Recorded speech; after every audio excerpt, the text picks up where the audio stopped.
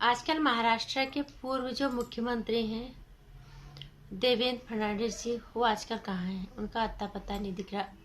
और कुछ हफ्तों पहले या एक महीने पहले हम कह सकते हैं कि वो रिपब्लिक टीवी पे अक्सर दिख जाते थे डिबेट के दौरान, लेकिन अब उनका अता पता कहीं नहीं है।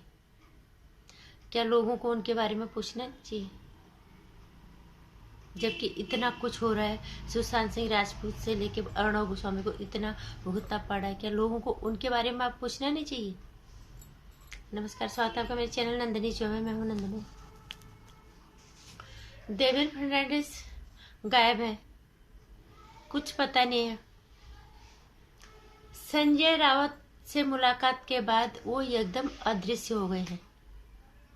देवेंद्र फडणवीस जी, उसी दिन लोगों को दाल में काला लग रहा था, लेकिन मुझे तो पूरी दाल ही काली लग गई थी उस दिन कि बहुत कुछ गड़बड़ है। सभी लोगों को ये समझ में आ रहा था कि देवेंद्र फडणवीस और संजय राउत की ये मुलाकात बहुत ही गहरा इसका मतलब है। और उसी दिन से देवेंद्र फडणवीस गायब है। उनकी बीवी अमिता, वो भी, उनका भी बयान आते रहता था, वो भी रिपब्लिक टीवी पे दिख जाती थी ज्यादा। तो देवेंद्र फडणवीस जी बहुत सख्त सख्ती से वो ले रहे थे इसे, सुशांत सिंह राजपूत केस को। लेकिन जब से मुलाकात हुई संजय राउत से, उस दिन के बाद वो बिल्कुल अदृश्य हो गए।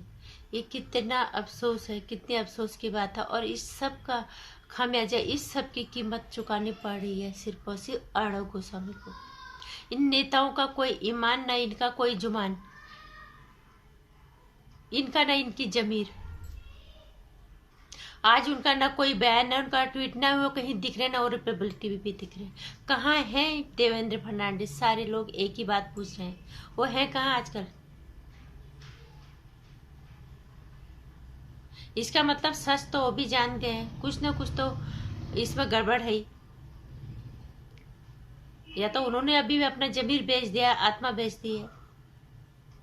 जो भी है, कर तो उन्होंने कुछ गलती किया। और हमेशा कुछ दिन से ही था कि इस केस में जरूर कुछ न कुछ अब ये केस प्रभावित ही होगा, क्योंकि सीबीआई के पास रिपोर्ट होने के बावजूद भी सीबीआई कुछ नहीं बोल रही अभी तक।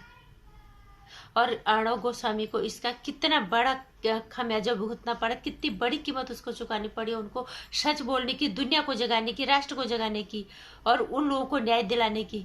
उसका कोई वो रिश्तेदार नहीं था, वो अपनी पत्रकारिता की के माध्यम से लोगों को जगाने का काम कर रहे थे। लोग एक पत्रकारिता की, जो पत्रकार की जो जिम्मेदारी है वो निभा रहे थे। आज उसकी कीमत उन्हें चुकानी पड़ी है। तलोबा जेल में उन्हें रखा गया, खूंखार आतंकवादियों के बीच उन्हें रखा गया है। और अब देवेंद्र फडणवीस कुछ नहीं बोल रहे, वो अदृश्य हो गए हैं। राजनीति का इतना गंदा खेल, और ये वाकई में एक आम आदमी की समझ से बहुत परे है। एक आम आदमी तो अगर इसमें समझे, यहाँ घुसने की भी कोशिश करेगा ना, वो तो पहले ही मर जाएगा। बड़े बड़े खिलाड़ी बैठे इस राजनीतिक मैदान में। जिस इंसान ने अकेला बेड़ा उठाया सुशांत सिंह राजपूत को अपने चैनल के माध्यम से, अपनी पत्रकारिता के माध्यम से न्याय दिलाने की, एक लड़की की के साथ जो कुकृत्य होके उसकी हत्या हो जाती है, सुशांत सिंह राजपूत की हत्या हो जाती है। वो अकेला इंसान था जिसने आवाज उठाई, जिसने सबको जगाया, और जनता ने उसका तब साथ दिया। वो इंसान आज किस हाल में हो गया? हालांकि सच की जीत तो होगी अब भी, चाहे देवेंद्र फडणवीस अदृश्य हो जाए, चाहे पूरी बीजेपी के नेता अदृश्य हो जाए, सच की जीत तो होगी ही होगी। सच कहीं नहीं दबता, वो कहीं ना कहीं से छोटे मोटे छेदों से ही सही सच बाहर निकल के आता है। जीत सच की ही होगी, देर से ही सही, जीत सच की ही होगी। अर्णव गोस्वामी को इतनी तकलीफ हो रही है, ये ऊपर वाला भी देख रहा है कि वो सच के साथ है, वो ईमानदारी से काम कर रहा है, वो पत्रकारिता का मतलब लोगों को समझा रहा है, लोगों को जगाने का वो काम कर रहा है। क्या महानगर मुंबई में इस तरह की चीजें होती रहेंगी? या कहीं पे भी किसी को मार दिया जाएगा? क्या उसको ऐसे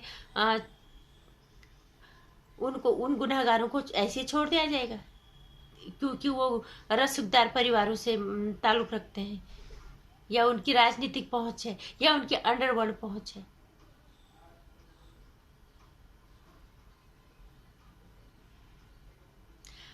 सीबीआई कुछ नहीं बोल रही, तब से हमें तभी लग गया था कि सीबीआई के ये केस को जरूर प्रभावित करेंगे इनकी ये मुलाकात, और वो हो गया। सीबीआई कुछ नहीं बोल रही, देवेंद्र फर्नांडिस गायब है और अर्णव गोस्वामी अकेले भुगत रहा है। और हम लोग अभी भी अपने कानून की इज्जत करें, अपने देश के न्याय प्रणाली पे हमें भरोसा है, हम उसकी इज्जत कर रहे हैं। और अगर ऐसी कानून की बात है तो अब उद्धव ठाकरे सरकार के ऊपर भी केस होना चाहिए, उसकी मंत्री पे केस होना चाहिए, परिवहन निगम का जो मंत्री उनका है उन पे केस होना चाहिए। जिस तरह से वहाँ आत्महत्या की हो रही है और जिस तरह से आत्महत्या लिख के वो बंदा गया, नाम लिखा है उद्धव ठाकरे का, उद्धव ठाकरे सरकार का, और अब उनके खिलाफ भी केस होना चाहिए। जायज सी बात है।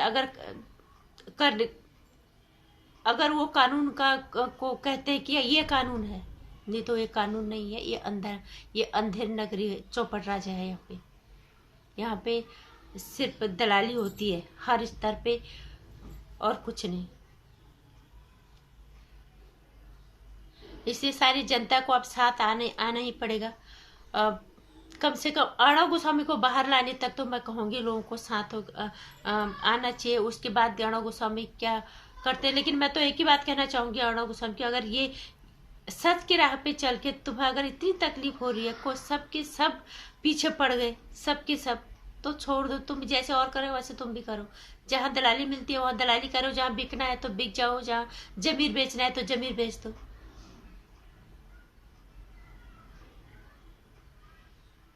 सच की कीमत, अच्छाई की कीमत, किसी को न्याय दिलाने की कीमत ये भुगतना पड़ रहा है।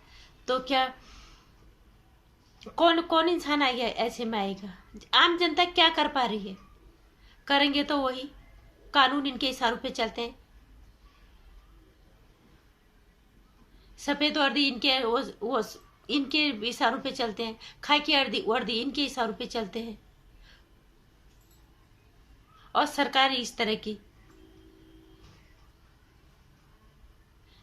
तो कहाँ जाके बोलेंगे? पत्थर पे सर मारेंगे क्या?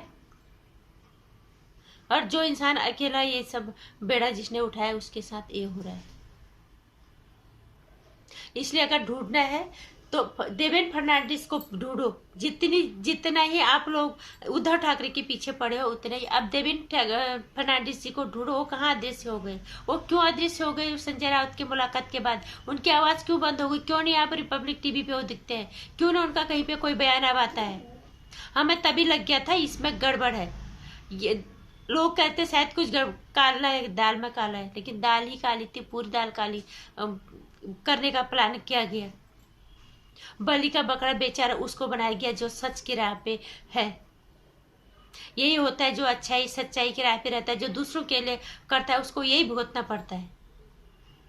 अगर आप ढूंढना ही है, क्यों नहीं ये जनता इतनी आक्रोशित हो रही है तो देवेंद्र फर्नांडिस को ढूंढ के वो क्यों अदृश्य हो रहे? उनसे क्यों नहीं सवाल पूछे जा रहे हैं कि कहाँ है? इतने यूट्यूबर्स है, हर जगह पे है, हर न्यूज चैनल हर जगह पे है, महाराष्ट्र पे भी होंगे, उनसे क्यों नहीं सवाल पूछ रहे हैं? वो क्यों नहीं आप दिख रहे हैं? अर्णव गोस्वामी के बारे में वो क्यों नहीं आपको कुछ बोल रहे हैं? ये बहुत बड़ा गंदा खेल है राजनीति। मतलब तुम यहाँ चाह के भी सच्चाई की राह पे नहीं चलते, तुम चाह के भी तुम न्याय अच्छाई की राह पे नहीं चल सकते। तुम्हें जबरदस्ती गलत करने पे मजबूर कर दिया जाता है। ये हमारे देश का कानून है, ये हमारे देश की सरकारें हैं, ये हमारे देश की सत्ताएं हैं।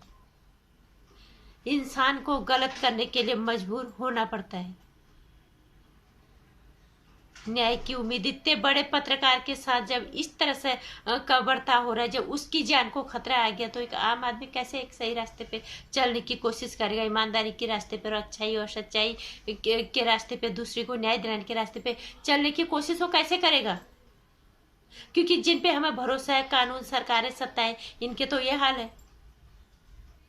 तो अब अगर किसी को हिम्मत है तो जाके देवेंद्र फर्नांडिस को ढूंढो, उनसे सवाल पूछो कि वो क्यों अदृश्य हो गए, और उनकी मुलाकात के बाद, संजय राउत की मुलाकात के बाद क्यों सीबीआई का केस प्रभावित हो गया, और क्यों वो केस प्रभावित हो गया, क्यों नहीं सीबीआई कुछ बोल रही है, और क्यों अर्णव गोस्वामी के बारे में उनका कोई बयान आ रहा है, उनको बचाने की कोई कोशिश हो उनकी तरफ से क्यों नहीं हो रही है?